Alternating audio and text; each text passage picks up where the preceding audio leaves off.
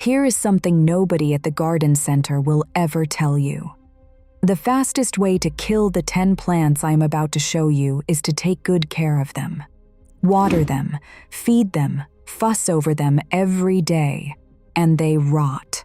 Plant them in a pot, walk away, and leave them mostly alone, and they come back year after year, a little stronger every spring. One of these 10 has a name that actually means live forever, and the only way to kill it is to be too kind. One of them blooms from spring all the way to frost, and the deer and the rabbits will not touch it. One survived a winter in a pot that should have killed it, thanks to one simple thing I do every November. And one of these you must never plant in the open ground, only in a pot.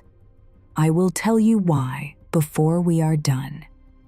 10 perennials you can plant in a pot and forget. Most people kill them with kindness. Let me show you how to do the opposite.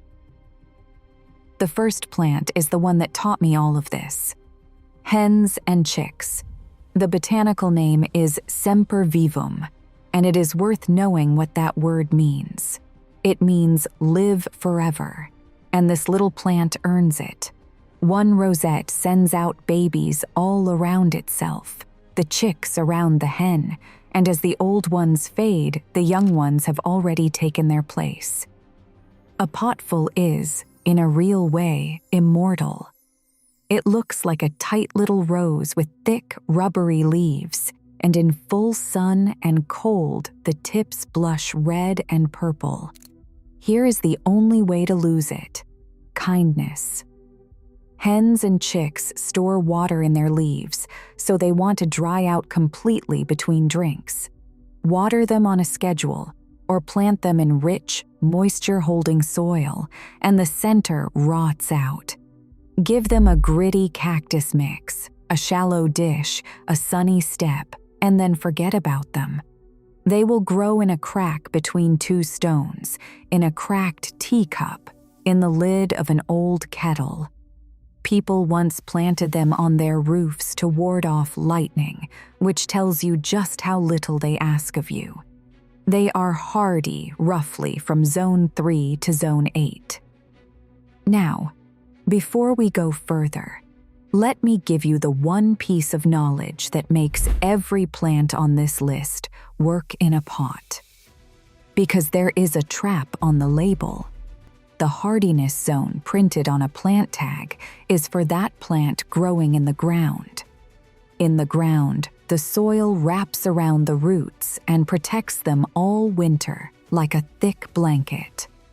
In a pot, the roots are sitting up in the air, with nothing but the pot wall between them and the cold. And roots are far more tender than the tops of a plant. So here is the rule that extension offices in Illinois, Penn State, and Colorado all give. For a plant in a pot, count 2 zones colder than the tag. If you garden in zone 6, treat your potted perennials as if they were in zone 4. Pick plants rated 2 zones hardier than your own, and you will barely have to lift a finger to carry them through winter. Keep that rule in your back pocket because it decides everything that follows. That one rule will save you more plants than anything else I can tell you, so if it was useful, subscribe now. I am going to show you a plant near the end that you must never put in the open ground. In some places, it is actually banned. You will not want to miss which one. Plant number 2 proves the point perfectly. Sedum, also called stonecrop. There are 2 I want you to know. The first is a low trailing one called Angelina. Its needle-like leaves are lime green, turning amber and orange in the cold, and they spill over the pot edge. The second is an upright kind, the old favorite once sold as Autumn Joy, now properly called Hylotelephium. Its flat flower heads open dusty pink and age to deep brick red. Both ask for almost nothing. and both punish kindness in the same way. Too much water, too much fertilizer, or too much shade, and the upright kind flops open in the middle, and the trailing kind goes soft and rots. Lean soil and bright sun keep them tight and strong. Bees cover the upright kind in late summer when little else is blooming, and the seed heads carry on feeding the birds well into fall. For winter, your first pot trick is this. Do not cut the upright sedum down in fall. Leave the dried flower heads standing. They catch the snow, they look beautiful in January, and they shelter the crown underneath. The deer tend to leave sedum alone too. It takes the cold easily, roughly zone 3 to 9. Third on the list comes with a twist, because for this one, the cold is not the danger at all. The hardy ice plant, or Delosperma. This one covers itself in flowers so bright they look electric. Neon magenta and orange daisies over a low mat of fat, little succulent leaves. It comes from the high mountains of South Africa. Up there, the days bake and the nights freeze, which is exactly why it laughs at a hard winter. It is hardy to around zone 5, but the thing that kills it is not the cold. It is winter wet. An ice plant left in a soggy pot through a gray, rainy winter will simply dissolve. The same plant in a gritty, sharp-draining pot, tucked where the worst of the rain misses it, sails through. So the pot itself is the rescue, because you control the drainage. Top the soil with gravel instead of bark mulch, which holds water against the crown. Tip the pot slightly, or slide it under the eaves for winter so it never sits in a puddle. Do that, and a plant most people treat as fussy becomes one you can ignore. Number 4 is, for my money, the hardest working plant on this whole list, Catmint, the variety called Walker's Low. Do not let the name fool you. It is not low. It was named after a garden in Ireland, not its own size. It makes a soft cloud of gray-green leaves and lavender-blue flowers about 2 feet across. Run your hand through it, and the whole pot releases a clean, minty scent. It was named Perennial Plant of the Year back in 2007, and it earns that every season. It blooms for months. The deer leave it alone. The rabbits leave it alone. And unlike the cheap seed-grown catmints, this one is sterile, so it will never seed itself into a weed.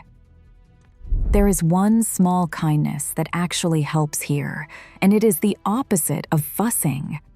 When the first big flush of bloom starts to fade, take shears and cut the whole plant back by about half. It looks brutal. 2 weeks later, it is covered in fresh flowers again, and it will keep going right up to frost. It is hardy from about zone 3 to 8, and it shrugs off a pot winter with nothing more than a spot against the house wall. That brings us to the 5th plant, and it might be the quietest neglect lover of them all. Russian sage. You may have known it as Perovskia. The botanists moved it into the Salvia family a few years back, so the proper name now is Salvia yonggii. The variety to look for is Denim and Lace. It earned top marks in the Chicago Botanic Garden trials for standing up straight instead of flopping over. It throws up a haze of tiny amethyst blue flowers on silver-white stems, airy enough to see right through. Set it where it catches the late afternoon sun, and the silver lights up. The deer pass it by, put off by the scent, and it lives by a simple creed. The more you neglect it, the better it looks. Rich soil and shade make it sprawl and flop. Poor, dry soil and blazing sun make it stand tall and bloom hard. For winter, leave the silvery stems standing rather than cutting them down. They hold the plant's energy, and the frost turns them silver. Cut back in spring instead. It is good from about zone 4 to 9. Number 6 brings the bees. Agastache, the variety called Blue Fortune. Brush the leaves and they smell of licorice and mint. Above them stand soft, dusky lavender bottle brush spikes that hum with bees and butterflies from midsummer on. It is a generous, easy plant with one firm rule, and that rule is exactly why a pot suits it. Agastache cannot stand wet feet in winter. In heavy, soggy clay ground, the crown simply rots, which is why so many people lose it and blame the cold. The Missouri Botanical Garden says it plainly. It may not survive winter in clay soils that stay wet. In a pot, you are the one who decides how fast the water drains, so you fix the only thing that ever kills it. Give it a free draining mix and a sunny spot, and leave it be. Give it zone 5 to 9. Our 7th plant is the one to choose if you simply cannot stop yourself from watering. The hardy geranium called Rozanne. I include it on purpose because everyone on this list so far has wanted to be left dry, and I know that is hard for a lifelong gardener. Rozanne is your forgiving friend. It is the most moisture-tolerant plant here, so a little extra fussing will not rot it. It was Perennial Plant of the Year in 2008. It is sterile, so it never sets weedy seed. And it pours out violet blue, saucer-shaped flowers from late spring all the way to frost, tumbling over the pot edge in a long blue skirt. Trim it back lightly if it gets leggy in midsummer, and it refreshes itself. It is hardy from about zone 5 to 8, and of everything here, it is the one that will forgive a heavy hand with the watering can. It is happy in full sun in the cooler north, and grateful for a little afternoon shade where the summers turn fierce, so it suits almost any porch. We are getting close now to the plant I promised you at the start, the one that is actually banned in some states. 2 more to go first. Number 8 is a plant you already know, with a secret most people get wrong. The coneflower, or echinacea. Here is the trap. The garden centers are full of fancy new coneflowers in wild colors, double pom-poms, sunset oranges, hot corals. And in a wet winter, a great many of them quietly die. You paid top dollar for that gorgeous coral one, and by spring, it is just a wet hole in the pot. The Chicago Botanic Garden ran a years-long trial and found the losses came from wet soil in winter, not from cold, and that the fussy hybrids died first. The plain old purple coneflower and simple seed-grown types like the compact powwow wild berry are the survivors. So buy the tough, simple ones, give them sun and sharp drainage. The winter move is simple. Do not deadhead them in fall. Leave the spent cones standing on their stems. Through the cold months, the goldfinches will cling to them and eat the seed, and the cones shelter the crown. It is a plant that feeds the birds while it sleeps, and the deer rarely bother it. It is hardy from zone 3 to zone 9. Our 9th plant is a silver and gold tough one. Yarrow, the variety called moonshine. It carries flat, plate-shaped flower heads of soft lemon yellow over ferny, silver-gray foliage, and those flowers dry beautifully right on the plant. Cut a few stems, hang them upside down, and you have a bouquet that lasts all winter on the kitchen table. And the bees and butterflies work the living plant all summer long. Like the others here, it wants to be underfed and underwatered. Rich soil and fertilizer make it grow tall and weak and flop over.